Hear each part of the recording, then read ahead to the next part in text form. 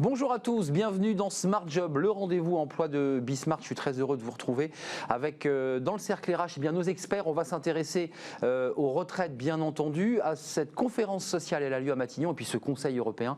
On parlera de la relance évidemment avec nos experts. Working Progress à la rencontre d'entreprises et de start-up qui innovent. Et puis bien dans son job, on sera avec un avocat et on va s'intéresser à la barémisation, vous savez, à la Cour des prud'hommes. On va en parler dans quelques instants. Mais d'abord le JT présenté comme chaque jour par Cécilia Sévry. Bonjour Cécilia. Bonjour Arnaud, et on commence tout de suite avec l'actualité. Selon une étude COFAS, la pandémie impactera les secteurs des transports aériens, maritimes et ferroviaires jusqu'en 2022. Un cas de deuxième vague épidémique, le chiffre d'affaires des sociétés chuterait de 27% en 2021 par rapport à 2019. Sans deuxième vague, COFAS prévoit une baisse de 5% du chiffre d'affaires, des pertes qui devraient s'étirer jusqu'en 2022 avant de retrouver un rythme d'avant-crise. L'Association internationale du transport aérien, qui regroupe 290 compagnies dans le monde, prévoit une perte de 84 milliards de dollars en 2020 et de 15,8 milliards de dollars en 2021. Face à la crise du Covid, sauver l'entreprise sur le long terme est une priorité, un point sur lequel s'accorde la moitié des Français selon un sondage Opinionway. Le but est de conserver une entreprise viable et le plus d'emplois possible sur la durée, quitte à léser quelques postes au passage. A l'inverse, 34% des interrogés souhaitent privilégier l'emploi à court terme. Et puis un sujet qui se maintient dans l'opinion, c'est l'environnement. 14% estiment que l'amélioration du bilan énergétique, mais aussi l'impact sur l'environnement, doivent être en tête des préoccupations d'une entreprise. Pôle emploi au cœur d'un rapport sans équivoque. Rendu public hier, ce rapport de la Cour des comptes passe au peigne fin l'opérateur public entre 2012 et 2019. Résultat, beaucoup d'anomalies sont pointées du doigt. D'abord, la Cour des comptes observe un temps de travail inférieur à la durée légale annuelle et un niveau très élevé d'absentéisme. On rappelle que Pôle emploi compte près de 53 000 employés. Vient ensuite les primes de mobilité au montant excessif, les augmentations très rapides et les voitures de fonction systématiquement accordées aux dirigeants. Enfin, la Cour préconise une réorganisation en vue de l'afflux à venir car selon l'UNEDIC, 630 000 demandeurs d'emploi supplémentaires sont attendus fin 2020. Une revalorisation de 100 € net par mois pour les pompiers. Hier, le ministre de l'Intérieur, Gérald Darmanin, validait le décret qui revalorise la prime de feu des pompiers. L'engagement avait été pris par le gouvernement en janvier, après plusieurs mois de mobilisation dans la rue des soldats du feu. Ces derniers demandaient une revalorisation de 28% du salaire à hauteur des primes de risque accordées aux policiers et aux gendarmes. Selon Olivier Richefou, président de la Conférence nationale des services d'incendie et de secours, le ministre, en signant ce décret, a fait la moitié du chemin. Voilà pour les informations d'aujourd'hui. À vous, Arnaud. Merci Cécilia pour ce JT. On se retrouve lundi, bien entendu, pour de nouvelles informations. Bien dans son job, vous connaissez notre rubrique, c'est l'environnement RH, le coaching, mais aussi le droit. Oui, le droit.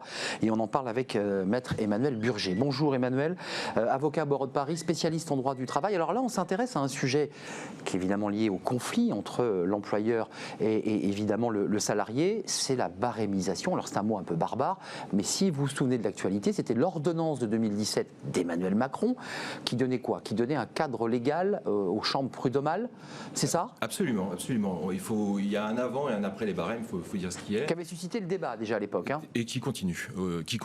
Il y a véritablement, et on peut même parler au-delà du débat, une véritable polémique qui entoure toujours ce barème, puisque au fond, avant ce dernier, les juges prud'homaux avaient vraiment des vraies marges de manœuvre, on peut dire. Ils estiment d'ailleurs, pour certains d'entre eux, que ces marges ont été en grande partie retirées, puisque on avait un plancher, celui que fixait le Code du travail pour les salariés ayant plus de 2 ans effectivement d'ancienneté, faisant partie d'une entreprise de plus de 10 salariés. C'était en cas de licenciement abusif, 6 mois minimum de salaire, d'indemnisation. Et au-delà, en fonction du préjudice. Ça, c'était avant, ça. C'était avant.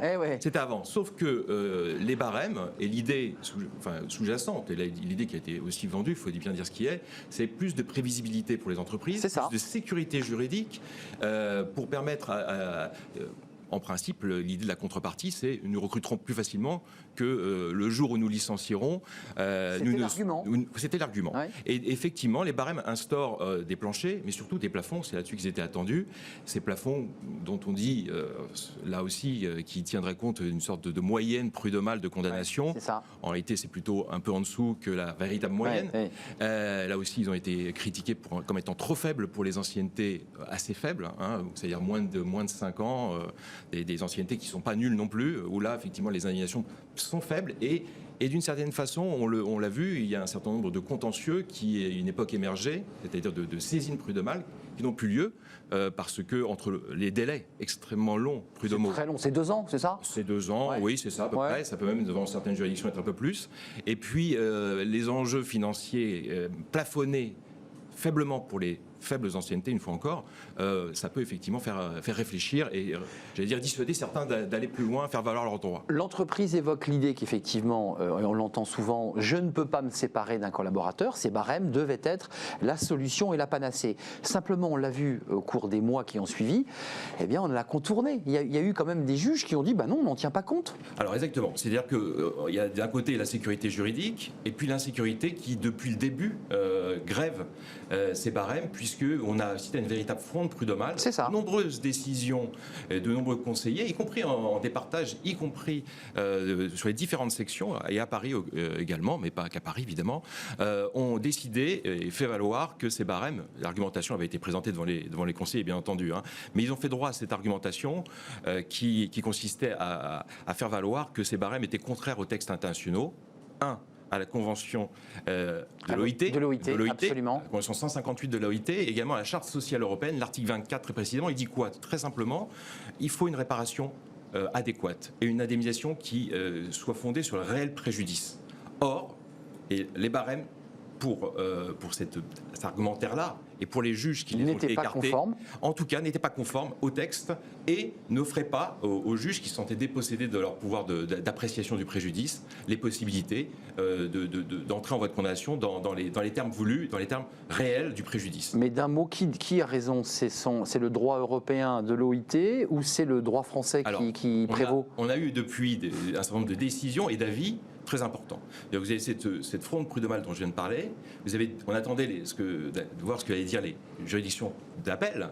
Et la Cour d'appel de Reims a rendu une décision importante, oui. C'était l'année dernière, qui elle dit, elle ne se positionne pas trop, en tout cas elle ne remet pas trop en cause la conformité des barèmes aux textes internationaux, mais elle dit appréciation in concreto pour le juge, c'est-à-dire que on redonne au juge le pouvoir. Il y a une fenêtre d'appréciation au-delà, le cas échéant des barèmes, si le préjudice réel est supérieur éventuellement au plafond. Et puis la Cour d'appel de Paris, dans un arrêt de septembre dernier, septembre 2019, c'est très récent. a emboîté d'une certaine façon le pas de la Cour d'appel de Reims, on l'a cru en tout cas dans un premier temps, sachant que l'avis de la Cour de cassation date de juillet 2019 et disait, lui, circulaire, il n'y a rien à voir, les barèmes sont conformes. On les garde, on les maintient. On les maintient. La Cour d'appel de Paris, dans un dernier arrêt du 30 octobre 2019, se met vraiment dans la droite ligne de l'avis de la Cour de cassation, application des barèmes. Le juge a finalement, entre le plancher et le plafond, la marge d'appréciation nécessaire. Il y a donc possibilité de réparation adéquate, c'est ça que dit finalement la Cour d'appel de Paris. Donc retour à la case départ. On attend quand même l'arrêt de la Cour de cassation, puisque aujourd'hui on reste devant les juges du fond. Les cours d'appel sont des magistrats qui jugent au fond. Tant que la Cour de cassation n'aura pas rendu son arrêt attendu, hein, on a un avis, c'est pas un arrêt, il y a encore des décisions qui écartent ces barèmes, donc il y a une fenêtre de tir et toujours une insécurité juridique, puisqu'on parlait de sécurité juridique tout à l'heure, celle qui était effectivement au cœur du projet de loi et de la loi et des ordonnances. C'est l'insécurité juridique, c'est insécurité judiciaire, mais également, et on va peut-être en parler, les moyens de contournement du barème. C'est encore autre chose. Fronde des magistrats qui perdaient de leurs prérogatives. Donc là, c'est un retour à la case départ, hein, si j'entends, en attendant la décision de la Cour de cassation. Le contournement, c'était comment? Alors, comment on faisait pour contourner? C'est aujourd'hui... Toujours le cas. Toujours le cas. Donc, vous contournez? Il y a des moyens de contournement pour... alors, vous le savez, on en parle beaucoup, le harcèlement moral. Et oui, on en a parlé avec Sabrina n'existe Kemel. pas depuis les ordonnances. Hein. Et mais on l'introduit à chaque fois. Disons plus systématiquement. Je n'irais pas dire à chaque fois. Ça fait effectivement...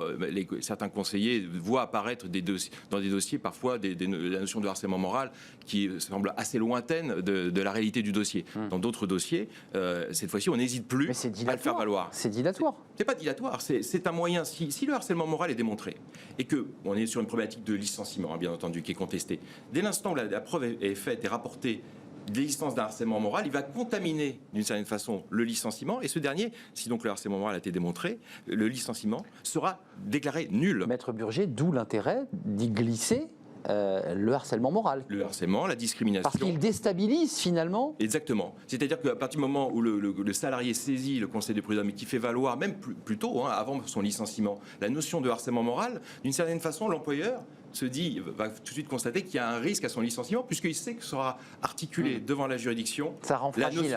la notion de harcèlement moral et donc la potentielle nullité, je précise simplement ce point, la nullité du licenciement qui évidemment fait perdre au barème, leur portée, puisqu'il n'y a plus de plafond, sauf un nouveau plancher qui apparaît, 6 mois minimum d'indemnisation, 6 mois minimum d'indemnisation en cas de nullité du licenciement. C'est ça, donc ça c'est le contournement des fameux barèmes Macron. Exactement. Donc ça c'est une stratégie de contournement pour casser ces planchers et dire au juge, vous voyez, il y a un autre élément qui vient de s'ajouter, c'est le harcèlement, donc utiliser d'autres barèmes. Tout à fait. On peut se faire indemniser du préjudice moral au titre du harcèlement, de la discrimination, etc. Mais l'effet premier, c'est tenter d'obtenir la nullité du licenciement pour déplafonner l'indemnisation. Avant de nous quitter, parce qu'il nous reste 30 secondes, elle marche ces ordonnances Macron ou pas? Est-ce que ça a permis de fluidifier, d'aller plus vite pour se séparer d'un collaborateur et de l'embaucher plus vite? Parce que c'est ça l'objectif. Alors, je ne sais pas si l'effet recrutement recherché, il faudra regarder si effectivement il y a un lien de cause à effet. Je ne sais pas si effectivement de ce côté-là, les ordonnances ont apporté davantage de fluidité en termes de recrutement. Ce qui est sûr, c'est qu'en termes de licenciement, il y a eu une simplification. Il est vrai que dans certains cas, il y a peut-être aussi un effet d'aubaine, il faut dire ce qui est. C'est ça. Des licenciements qui ont été facilités. Pour des salariés qui avaient des anciennetés assez faibles, quand on voit le coût et le risque pour l'entreprise en cas de licenciement jugé abusif, on peut effectivement s'interroger sur l'aspect critique qu'on doit avoir sur ces barèmes. On va revenir sur cette question des barèmes parce qu'il y a la décision de la Cour de casse. Merci Emmanuel Burger, avocat spécialiste en droit du travail. Puis je vous souhaite bonnes vacances parce qu'on est au mois de juillet et que vous partez en vacances. On se retrouve au mois de septembre avec grand plaisir. Working Progress, c'est tout de suite, c'est notre rubrique avec Welcome to the Jungle, à la rencontre d'entreprises, mais pas seulement, de chercheurs, d'intellectuels qui pensent l'entreprise de demain et d'aujourd'hui. C'est tout de suite.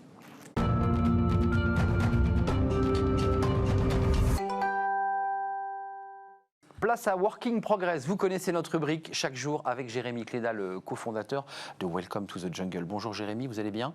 Très bien. Alors on parle de l'entreprise avec à la fois un chef d'entreprise, mais quelqu'un qui pense le monde de demain. C'est bien cela? Oui, exactement. On va aussi parler de géographie. Pour une fois. Vous avez une carte, vous avez amené la carte? En fait, sûrement la carte va être un peu redessinée. En tout cas, c'est la question qu'on se pose avec le télétravail et les nouvelles manières de bosser, de chez soi, de l'entreprise, peut-être même dans des tiers-lieux. C'était l'idée d'en discuter avec Patrick Lévy-Vetz.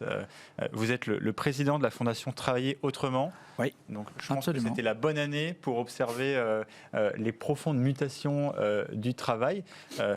Qu'est-ce que vous voyez, comment vous appréhendez, vous, justement, cette question de nouvelle géographie du travail? Est-ce que les boîtes vont changer la manière dont elles vont impacter le territoire? Alors d'abord, la crise du Covid qu'on vient de connaître, nous a fait gagner, 15 ans en matière de réflexion sur le mode d'organisation du travail. D'abord parce qu'on n'a pas télétravaillé pendant la crise du Covid. On a été confinés. Et on a travaillé dans des conditions qui sont exactement l'opposé d'un télétravail efficace. Et pourtant, 85, ça a marché. Ça a marché. 85 à 90% des gens se disent très satisfaits. Évidemment, il y a il faut être attentif à un certain nombre de choses. Mais globalement, cette crise, elle nous a permis de passer d'un mode d'organisation qui était présentiel à l'ouverture des portes, des fenêtres de toutes les entreprises pour se questionner sur de l'utilité de la présence au travail et de la capacité que nous avons à faire autrement et donc à vivre différemment. Qu'est-ce que dit au fond notre société depuis maintenant 35 ans? D'abord, quand on regarde, avant de parler de la géographie du travail, il faut regarder juste un tout petit peu d'histoire. On est le seul pays, probablement en Europe et peut-être dans le monde occidental, à ne voir nos gosses ni le matin ni le soir. À passer 1h30 dans les transports le matin, 1h30 en moyenne, 1 heure je crois en moyenne en France dans les transports le soir. C'est dans des files, et c'est pas à Paris simplement. Oui. C'est très intéressant. Dans les métropoles aussi. Dans les grandes métropoles, les 22 métropoles qu'on connaît, les gens viennent des villes moyennes ou viennent du rural passent 1 heure dans leur voiture. Il se trouve que dans les grandes villes, et notamment à Paris, c'est dans les métros. Moi, j'appelle ça des bétaillères modernes, mais des bétaillères quand même. Et donc, à partir de là, c'est façonné 2 grandes idées, les gens ont fini par réfléchir, au fond, assez simplement. Ils perdent beaucoup de temps en venant au travail. Bien sûr. Ils sont stressés en arrivant au travail. Le stress au travail il commence quand on part de chez soi, Bien avant, et bien avant, et finit bien après. La femme qui est seule, elle a un problème, c'est que si on l'appelle et qu'on lui dit il faut chercher votre gamin parce que votre gamin est malade à l'école, et qu'elle se trouve à 1 heure, c'est l'enfer. C'est l'enfer. Et donc, C'est la on charge vit mentale, avec ça. cette charge Ouais, mentale bien sûr. en permanence. Donc cette crise du Covid a montré qu'on pouvait travailler presque aussi bien de chez soi. Dans un cadre de vie familial. Dans un en cadre de l'occurrence. vie, absolument. C'est ça. Bon. Qu'est-ce qui a profondément changé et en fait pourquoi ça va se mettre en place et quelles vont être les conséquences, on va en parler, c'est que pour la première fois, les patrons et les managers, les dirigeants des entreprises, eux aussi ont fait du télétravail. Parce qu'en réalité, notre culture, c'est une culture de présence, de contrôle. Au fond, on a un management très hiérarchique. À l'ancienne. Et plutôt à l'ancienne, ce qu'on appelle à l'ancienne. Et donc, de fait, les dirigeants avaient du mal à accepter cette idée. Ils ont vécu chez eux, ils ont travaillé chez eux, ils ont souvent même apprécié d'être chez eux. Il fallait qu'ils se rendent compte eux-mêmes Ouais. que ça pouvait marcher. Expérience vécue par eux-mêmes. Voilà. Ouais. Il était Vous savez, temps. dans la Bible, dans l'Ancien Testament, il y a un truc formidable, mais qui revient et qui s'adresse à tous, c'est « fais et tu comprendras ensuite ».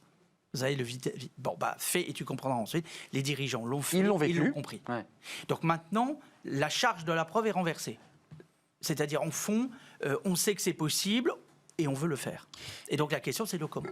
Et du coup, alors lié à ça, parce qu'il y a évidemment le souhait des équipes, on lit parfois qu'on s'attend à une sorte d'exode urbain des gens qui vont regagner les campagnes. Et il y a même des dirigeants qui prennent des décisions très rapides, qui disent fermons les bureaux, tout le monde en télétravail, c'est la nouvelle norme. Alors, Qu'est-ce que Ça sera hybridé, non, Ouais, peut-être Qu'en pensez-vous? Est-ce que c'est pas justement Alors, une moi, situation un peu extrême aussi moi, je me méfie beaucoup des grandes idées qui arrivent. Vous vous souvenez, la fin du salariat, c'était il y a 10 ans.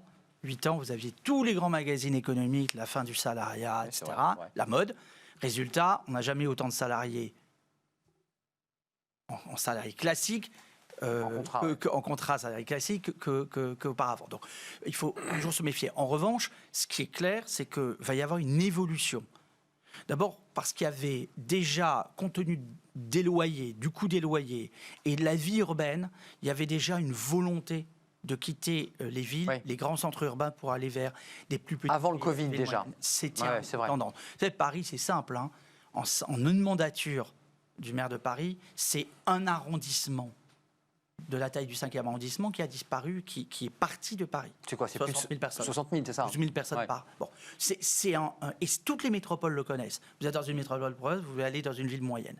Donc, premier élément, si on peut travailler à distance, pourquoi je n'irais pas vivre à 100 km d'une grande métropole? Donc moi, ma conviction, c'est que dans les 10 ans qui viennent, on va voir se remettre à vivre, recréer de l'emploi, recréer de l'activité dans les villes à peu près à 80%. Donc des territoires, parce qu'on parle beaucoup de territoires, qui vont finalement revivre, qui vont reprendre des couleurs. Oui, qui vont reprendre des couleurs, qui vont retrouver de l'activité, qui vont retrouver une attractivité et qui vont donc conduire probablement à rééquilibrer un tout petit peu la métropolisation. Moi, j'appelle ça la démétropolisation. C'est la première fois dans l'histoire récente que vous avez une infrastructure, le numérique, qui emporte le travail avec. Vous branchez et vous pouvez travailler pour une grande part des activités, y compris des activités de la main. Vous avez des fraiseuses numériques, vous avez des découpes laser, tout ça se faisant avec la technologie et tout ça en pouvant se faire en lien avec des designers pour bâtir. Donc, on est capable aujourd'hui de travailler à distance beaucoup de métiers. C'est pas de la science-fiction. C'est pas de la science-fiction, c'est concret. la vérité. Plus tout l'enjeu écologique. Bien sûr. Parce que la question centrale, Le transport, vous voulez dire, les déplacements, etc. c'est très simple. Un tiers, vous réduisez 2 jours par semaine, c'est un tiers de l'empreinte carbone. Je crois que c'est 700 tonnes d'empreinte carbone par personne. C'est En fondamental. moins. Et donc, on voit bien qu'il y a un alignement qui ne s'est jamais opéré entre l'intérêt de l'entreprise, le rapport, les coûts de l'entreprise, qui Bien peuvent sûr. évidemment se réduire. Deuxièmement, le bien-être des personnes. Parce que les personnes qui font 1 heure de moins et qui voient leurs gosses, je crois, c'est 37 minutes en moyenne. C'est gagnant-gagnant, en fait. Et 40 minutes de travail en plus. Les gens vont travailler plus, vont voir plus leurs gamins, et vont être moins fatigués. Vous connaissez beaucoup de gens qui ne vont pas commencer à se poser la question? Moi, j'en connais pas. Quand on a la capacité de le faire, on le fait. Dernière question. Un mot peut-être justement sur ce coût. Il y a beaucoup d'entreprises qui disent, moi j'ai 2 jours en moins d'équipe, c'est 35% de bureaux inoccupés, c'est ça un peu la statistique, donc je vais réduire les coûts. Certains commencent déjà à militer pour que l'entreprise réalloue ses coûts sur d'autres sujets, notamment par exemple une aide au logement, aider les gens à avoir une autre pièce pour leur bureau. Est-ce que vous pensez que c'est aussi un nouveau droit, peut-être un acquis social qui va voir le jour? Mais en fait, ce qui est gagnant-gagnant doit être gagnant-gagnant. Ce que je veux dire par là, c'est que si les entreprises y trouvent un bénéfice, c'est normal qu'il y ait une négociation entre les partenaires sociaux pour permettre à chacun de le faire dans de bonnes conditions. Soit pouvoir aller dans un tiers-lieu, dans un lieu fait à cet effet, et donc du payer etc. coworking, etc. Or, ça coûte infiniment moins cher d'être dans un tiers-lieu Ou dans son domicile. ou à son domicile. Peu importe, en tout état de cause, ça sera l'objet des négociations qui s'ouvrent, qui sont ouvertes sur la question du télétravail. Plus globalement, il me semble que c'est une réflexion sur l'avenir de l'organisation de l'entreprise et de sa place, de la place de chacun, et donc des moyens pour bien faire son job. On serait bien resté un peu plus longtemps avec vous, Patrick Lévy-Wetz. Merci d'être venu faire un détour par Working Progress sur notre plateau. Je rappelle que vous êtes le président de la Fondation Travail Autrement, puis vous êtes chef d'entreprise par ailleurs. Merci d'être venu nous rendre visite. Tout de suite, c'est notre rubrique Travailler demain, toujours avec Jérémy Cléda, évidemment. Travailler demain, dans notre rubrique Working Progress, Jérémy, on parle de quoi? De la sensibilisation, on parlait d'écologie tout à l'heure, du bon pour la planète. On prolonge notre discussion là. Oui, et puis on parlait de géographie. En tout cas, il y a sûrement un endroit où moi j'aurais bien aimé faire mon confinement, c'est peut-être chez Kevin Le Goff. Kevin, vous avez créé Swanson House. C'est un lieu, une communauté, un espace de coworking. Vous avez commencé à Audierne en Bretagne, et maintenant vous avez aussi un espace à Lisbonne et à Minorque, si je ne me trompe pas. C'est ça. Alors Swanson, en fait, on fédère une communauté d'entrepreneurs, de créatifs, d'athlètes, dans des lieux inspirants qu'on appelle les Swanson House, qui sont situés sur les côtes, donc dans le Finistère en Bretagne, à Lisbonne, à côté de Lisbonne, à 45 minutes de Lisbonne. Ah, pas près de la mer celui-ci. Si, côté océan toujours. Et, toujours. C'est l'océan qui vous attire. C'est la signature. Et justement parce qu'on fédère ces entrepreneurs autour de l'impact positif et leur permettre de travailler dans un environnement inspirant et qui les accompagnera dans le développement de projets positifs. Oui, c'est ce que je disais, c'est un peu l'endroit où on a envie de travailler en ce moment. Il y a quelque chose de particulier, c'est que vous avez voulu orienter cette dynamique autour d'entrepreneurs, de porteurs de projets qui ont un impact positif sur la planète. Il y a aussi un lien avec la mer, avec la nature qui est très fort. Pourquoi ce biais? Finalement, il y a plein d'espaces de coworking qui ne sont pas forcément attachés à ce que font leurs résidents. Non, c'est ça. Alors après, tous les résidents ne sont pas dans une dynamique de projet lié directement. Mais vous les éduquez en quelque sorte. Mais on les éduque. En fait, l'environnement va les accompagner là-dedans. C'est-à-dire que les lieux sont placés sur, vraiment au bord de l'océan.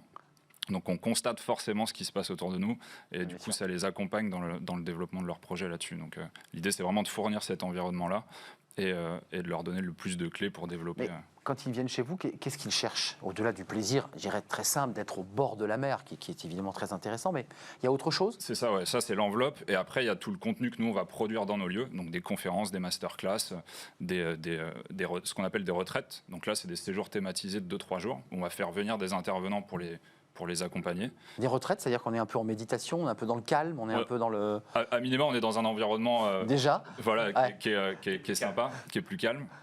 Mais l'idée, c'est surtout de leur donner accès à ce contenu-là avec des personnalités inspirantes.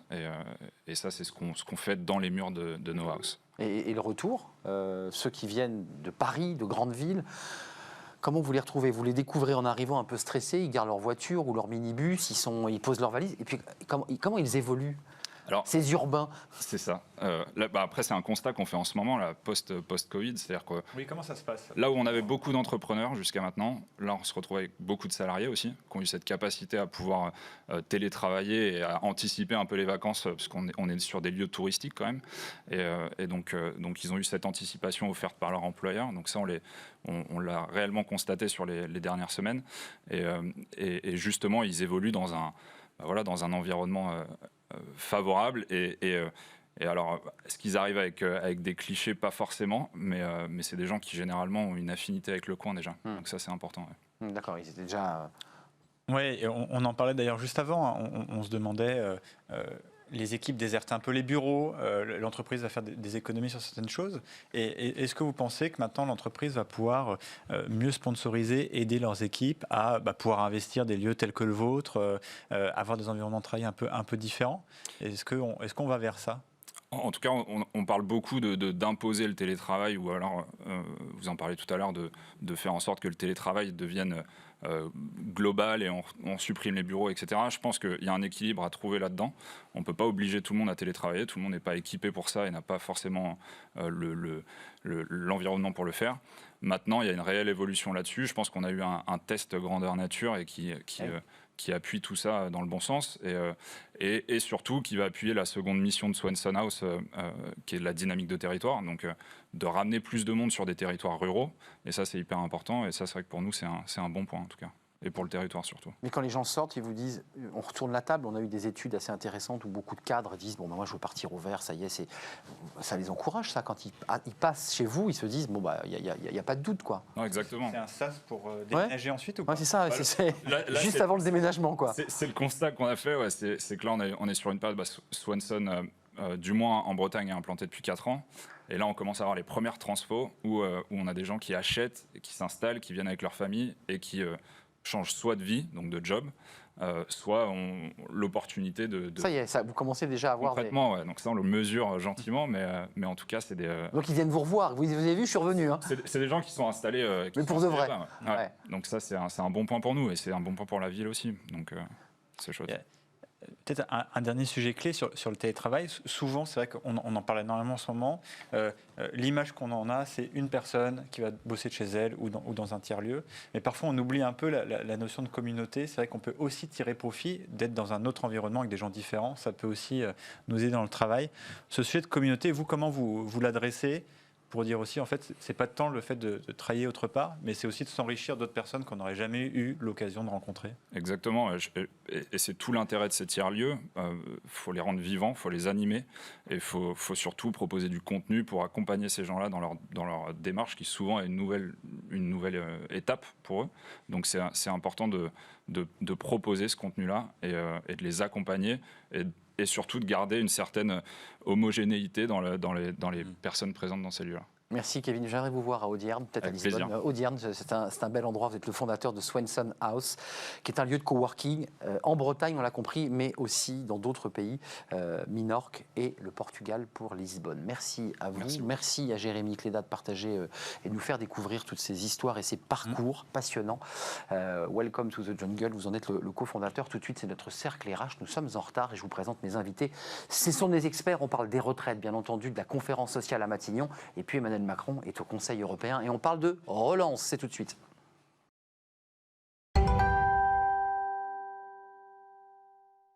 Le cercle RH avec mes invités, vous savez, c'est le débat des experts. Chaque vendredi, on balaye l'actualité. Elle est riche, évidemment, l'actualité. Il y a une conférence sociale, c'est en ce moment à Matignon.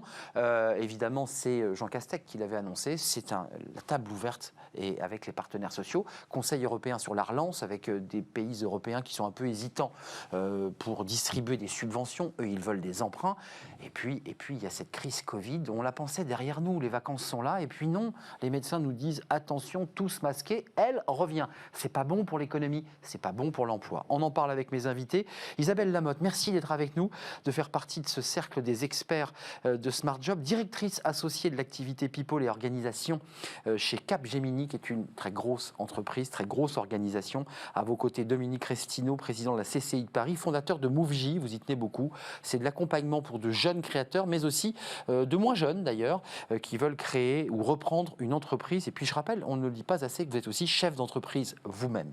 Jean-Michel Garrigue, merci d'être là, directeur associé en charge des RH et du développement chez BLB Associés, après une longue, très longue carrière dans les RH, notamment dans les médias. Je le présentais la semaine dernière. Merci d'être revenu sur notre plateau. D'abord, une question à vous trois.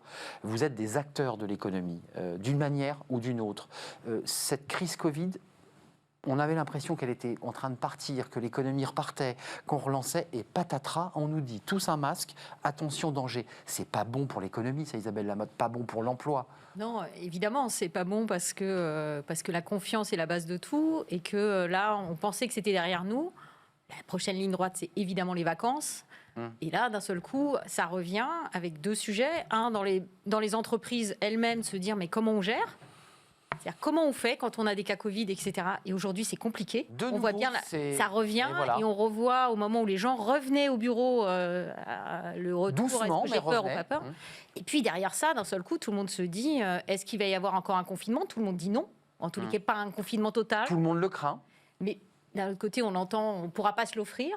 Si je mets des guillemets, c'est exactement ça. Si je mets des guillemets sur le sujet, mais d'un autre côté, du coup, ça n'engage pas à dépenser, ça n'engage pas à investir, et tout le monde reste, et on revient sur ce qu'on disait, où tout le monde se dit, attend de voir un peu ce qui se passe. Dominique Restineau, la CCI, c'est le contact avec des entreprises. L'économie, c'est de la confiance, c'est de l'investissement, c'est de croire en l'avenir. Mais là, notre avenir, il est sombre. On nous dit, on ne sait pas, on remettait le masque, peut-être qu'on confine. C'est terrible. Alors, on pensait que où on pense que le Covid, en une deuxième étape, on ne peut pas se l'offrir, je crois qu'on pensait déjà qu'on ne pouvait pas s'offrir la première. Et pourtant, elle est arrivée, et pourtant, il y a eu... Et on n'a pas eu le choix. Voilà, on n'a pas eu le choix. On peut ne pas avoir le choix si tout le monde fait comme si... Moi, j'ai jamais pensé que c'était terminé. Je pensais qu'en septembre, ça serait... Et ça a toujours été dit. Enfin, quand on veut entendre... On entendait que ça serait là, parce que les vaccins... C'est le cerveau humain, il a plutôt envie Bien de... sûr. Oui. Après, on a commencé à ressortir, donc on s'est dit ça va aller mieux, on a cru à ça. Mais tout le monde a dit, tous les médecins l'ont dit, même les gouvernants, le Covid est toujours là. Sauf que... Alors on accélère, hein. Masque obligatoire dans les lieux publics, bien sûr, clos. Parce qu'on est sorti de la tenue qu'il fallait avoir, et donc... En prévention très sérieuse, il faut reprendre des gestes barrières. Ça, c'est la partie sanitaire, mais les chefs d'entreprise se disent, mais attendez, moi, j'investis pas, j'embauche pas. Donc, qu'est-ce qui se passe ? On me reconfine en septembre, qu'est-ce que je fais ? Donc, Arnaud, effectivement, ça pose un problème sur l'économie. Pourquoi ? Parce que les chefs d'entreprise se disent, est-ce que ça va repartir ou pas repartir ? Aujourd'hui, on est dans l'emploi, je peux vous garantir que c'est pas reparti réellement. D'ailleurs, il y a un plan emploi qui va être mené. Discuté en ce moment avec les partenaires sociaux. Qui est discuté en ce moment. Mais le point aujourd'hui, c'est que tout le monde va attendre également la rentrée de l'hiver, parce qu'il va y avoir ça également. On parlait de l'automne, c'est vrai. Automne-hiver. Automne-hiver. Qu'est-ce que vous pensez, Jean-Michel Garrigue ? Parce qu'on va parler évidemment du dialogue social, de la relance, des milliards d'euros sur la table, mais il y a quand même un aspect dans l'économie qui est un aspect psychologique. C'est-à-dire qu'un chef d'entreprise, il a besoin d'être dans un minimum de visibilité. Et là, on est dans un brouillard total.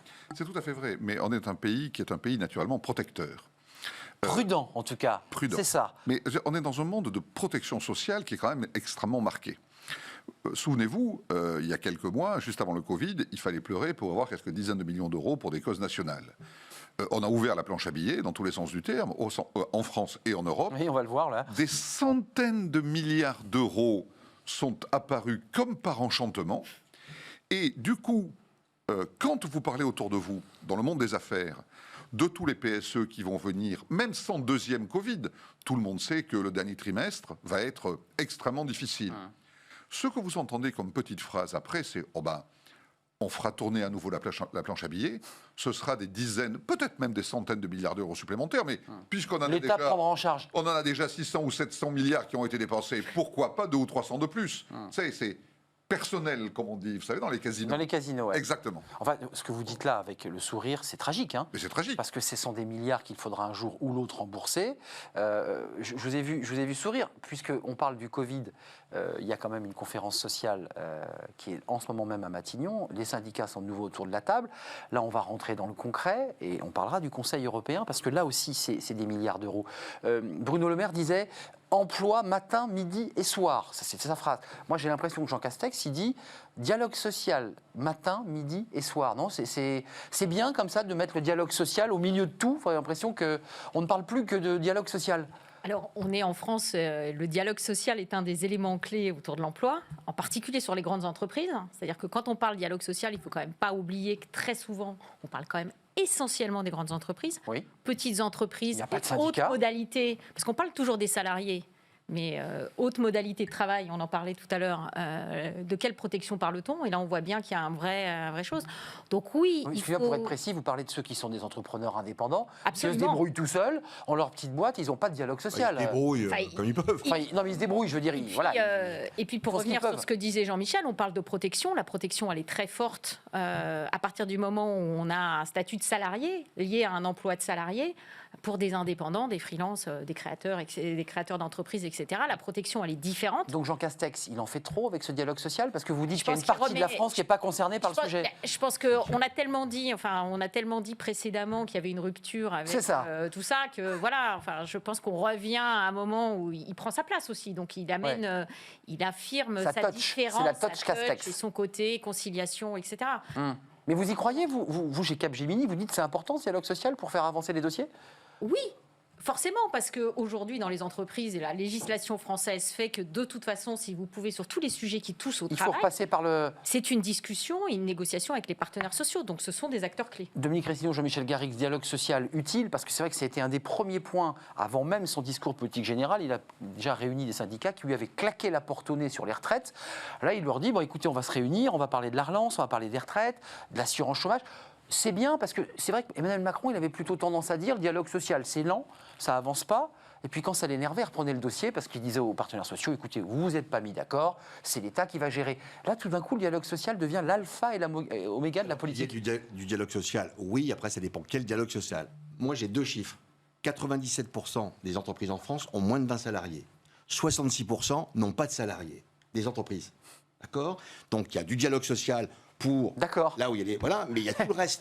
Et il faut penser à tout le reste. Et on parlait là de... Donc c'est un peu de la com alors, non? Enfin... J'ai pas dit ça, je dis simplement... Pas oublier le reste. C'est ça. Pas oublier le reste. Et le reste est très important. Le tissu économique, il est fait bien sûr de très grandes entreprises. Et je suis pour ces très grandes entreprises. Mais moi, il y a je aussi ne peux des pas opposer petites, des choses, d'accord? Mais il y a cette multitude de petites dans les territoires qu'on dit fragiles, où il faut pouvoir travailler. Et l'indépendant, l'entrepreneur... L'artisan qui a 3 salariés, ouais. Alors, il y a l'artisan, mais également de sociétés de services. Aujourd'hui, et on l'a vu, avec les outils digitaux, on peut... Il n'y a pas que les artisans qui sont... Et j'adore les artisans, hein, mais il n'y a pas que les artisans qui sont dans les territoires fragiles. Il y a également, et vous l'avez dit sur votre plateau juste précédemment, eh bien, il y a aussi une envie de pouvoir s'éloigner un peu des grandes métropoles, réinventer des villes moyennes. C'est peut-être l'occasion d'ailleurs. C'est peut-être l'occasion, mais enfin, c'est pas toujours aussi simple, hein, parce qu'on est toujours très radicaux. Regardez, on est sorti on a fait le plan de déconfinement, les gens oubliaient qu'on était dans le Covid 15 jours auparavant, et on voit la foule partout, voilà. On oublie tout ça, et donc de temps en temps, on a le problème qui revient directement. Nous sommes des aveugles, hein. Donc, qu'il y ait du dialogue social, évidemment, mais il y a toute une partie, et donc le dialogue social, il se fait également dans les TPE, les PME, je veux dire, avec des gens où il y a 2, 3 salariés. C'est horizontal, on discute, voilà, on se parle. Bien sûr. On se parle. Et alors surtout, si on commence à mettre des systèmes obligatoires pour commencer à mettre des procédures qui vont être extrêmement difficiles. Vous voyez qu'on y vient. Extrêmement difficiles. Non, s'il y a des contraintes, ça sera une vraie difficulté. Après, je pense qu'il faut assouplir. On parle des indépendants. Les indépendants, à la Chambre de commerce, on a sorti un rapport sur favoriser et sécuriser le travail indépendant. Aujourd'hui, on voit bien qu'il va y avoir davantage, que c'est en train de monter en puissance, le travail d'indépendant. Parce que c'est aussi une volonté. Avec le télétravail de temps, d'ailleurs. Et surtout chez les jeunes. Comment dirais-je? Donc, à travers tout ça, ça va permettre, en même temps, de pouvoir et de sécuriser, d'apporter une certaine protection. Oui, ça va coûter un petit peu à l'entrepreneur, mais une certaine protection. Vous savez, je termine là. Allez-y. Avec la crise du Covid, il y a quand même un certain nombre d'entrepreneurs et d'indépendants qui se sont dit, si j'avais été salarié, c'est quand même beaucoup plus tranquille pour moi. Bien sûr. D'accord. Donc je ne dis pas qu'ils veulent tous revenir salariés, en plus c'est compliqué. Non, la protection sociale des salariés n'est pas la même. La protection sociale bien sûr. et de l'indépendant. Et d'indépendant, voilà. Bien sûr, qui n'a pas les mêmes... ne pensez pas que je vous pose des questions financières à chaque fois, Jean-Michel Garrigue, mais pour faire une mini-transition, autour de la table, il y a les partenaires sociaux, patronaux et évidemment salariaux, avec 2 thèmes, les retraites, l'assurance chômage et la relance. Sur les retraites, personne n'en veut de cette réforme. Et le gouvernement va s'obstiner. Est-ce que là, on n'est pas en train de mettre du danger sur du danger? On parle d'une crise de Covid qui est toujours là, donc crise de confiance. On parle d'une réforme des retraites qui peut remettre le feu aux poudres en septembre. Est-ce que là, on n'est pas en train comme ça d'accumuler les risques de difficultés d'emploi pour l'économie? Alors, c'est d'autant plus vrai que n'oublions jamais qu'en France, nous avons grosso modo 6% de la population active qui est syndiquée. On va donc... Et pourtant on va donc passer son temps, et Dieu sait que c'est utile, hein, ne me faites pas dire ce que je ne dis pas, mais on va passer son temps à discuter avec des organisations syndicales qui représentent en fait un nombre extrêmement réduit de salariés, essentiellement d'ailleurs, comme le disait Dominique, dans les grandes entreprises. Et entreprises publiques, pour être très précis. Eh ben, Patrick Lévy-Veitz se disait tout à l'heure, il y a incontestablement, depuis une dizaine d'années, des tas d'articles sur la fin du salariat, on pousse le travail indépendant, les jeunes, Ouais. absolument. Mais là, certains veulent redevenir salariés. Et puis, on est vraiment dans vraiment le choc des contraires.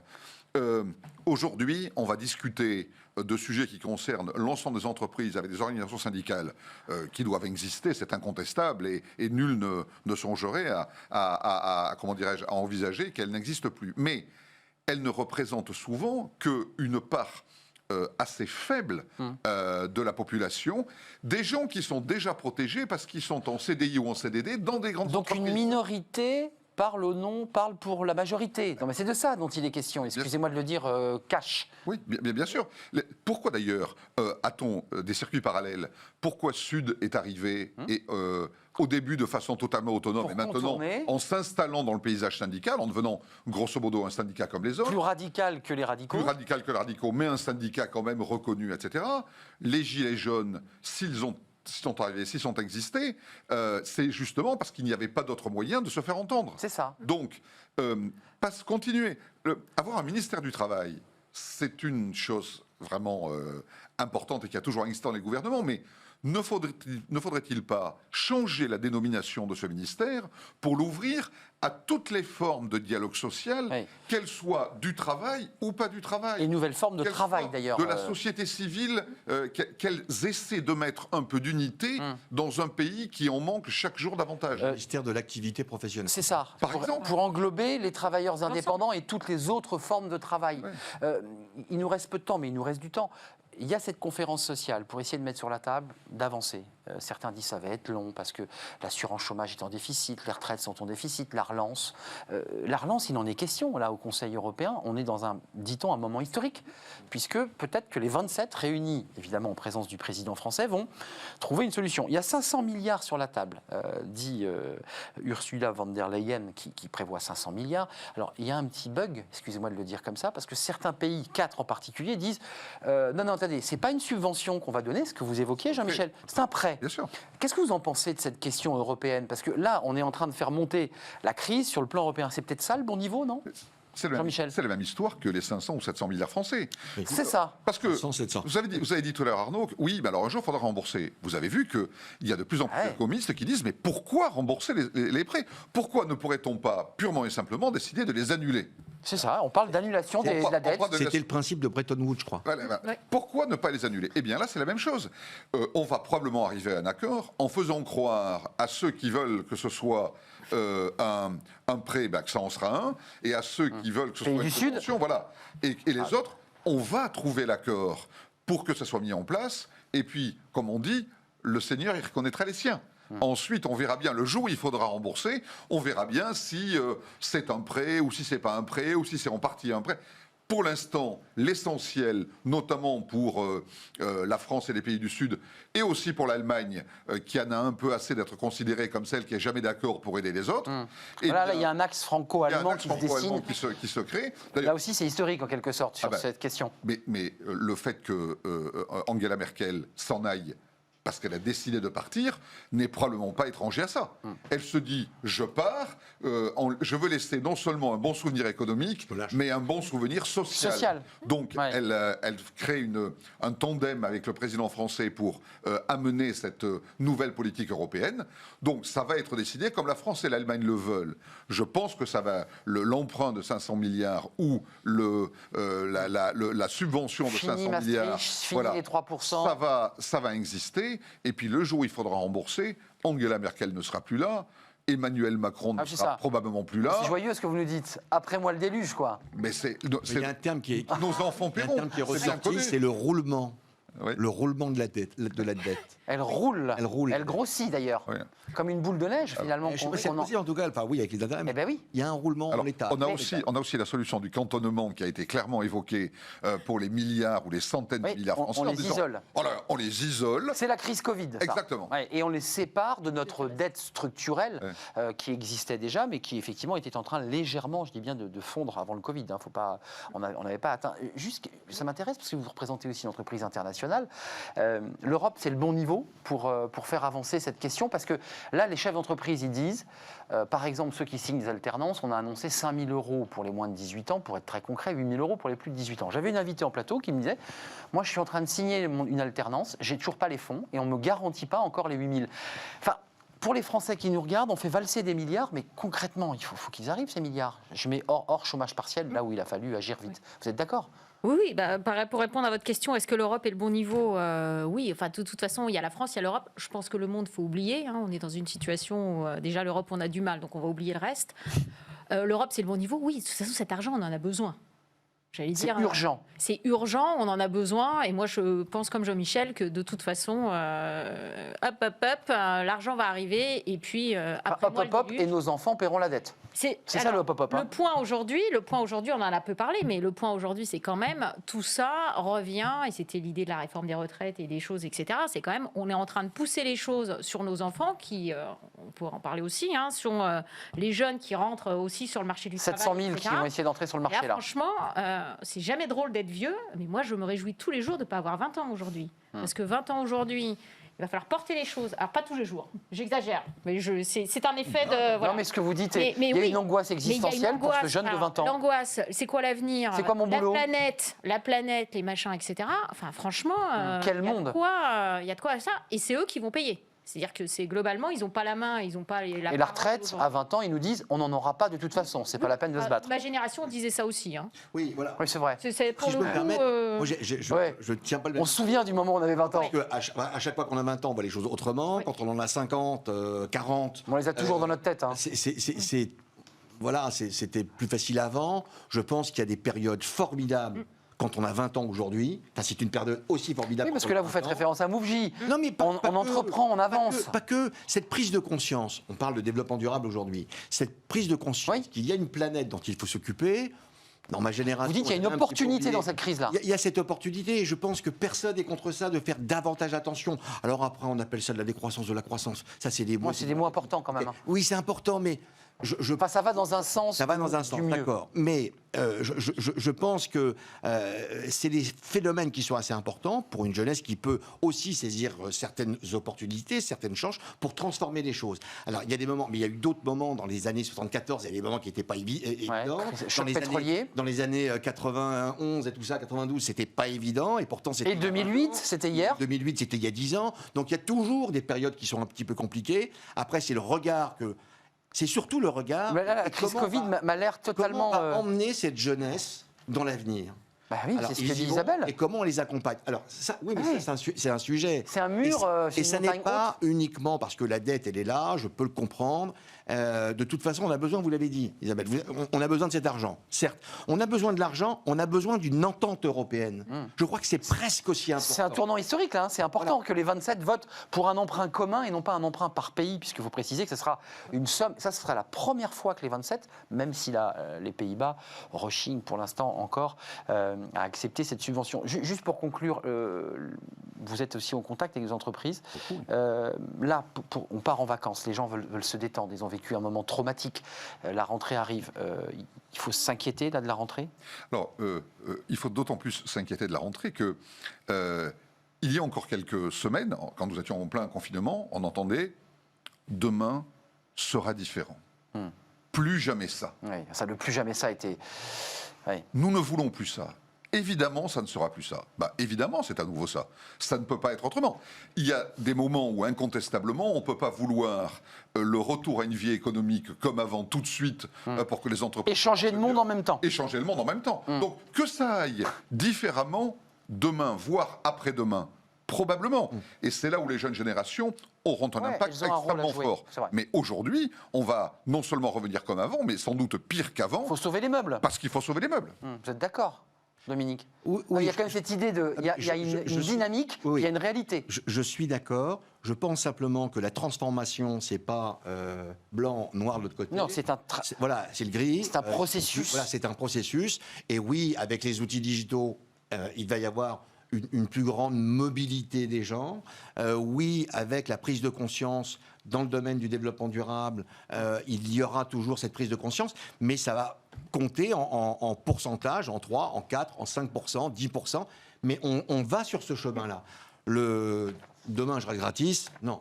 Merci à vous Isabelle. J'aurais bien aimé vous donner la parole pour conclure, mais je ne peux pas. Merci, vous reviendrez puisque vous êtes les experts de Smart Job.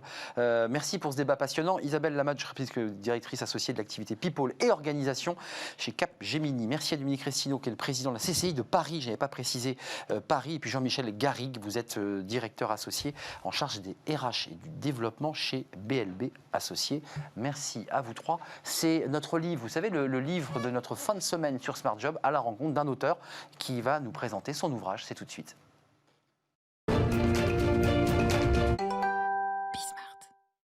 Fenêtre sur l'emploi avec le livre de Smart Job. Comme chaque vendredi, vous connaissez notre rubrique. Avec moi, Pauline Lahari. Bonjour Pauline. Bonjour. Alors c'est intéressant parce que vous êtes chef d'entreprise, vous êtes la CEO de My CV Factory et auteur de 100 modèles de CV et 100 lettres de motivation. Alors ça a tellement bien marché que vous en avez fait une deuxième édition et c'est sorti et c'est toujours chez Studirama. D'abord, on va parler du fond. Je me suis un peu amusé avec les noms que vous avez choisis. José Bonnet, oui, je tombe sur lui tout de suite.